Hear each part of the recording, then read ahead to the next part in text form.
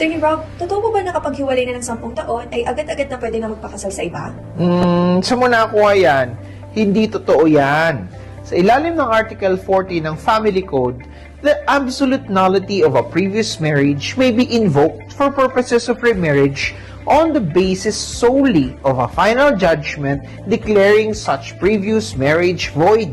At sa ilalim ng Article 41 ay naisasaad din na a marriage contracted by any person during the subsistence of a previous marriage shall be null and void.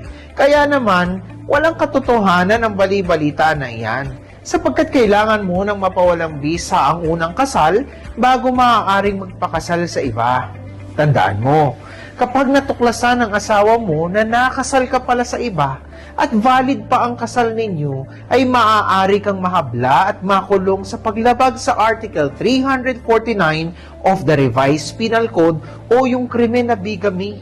Kaya dapat ay padaanin sa tamang proseso at huwag nagpapaniwala sa mga sabi-sabi ng mga marites dyan sa tabi-tabi.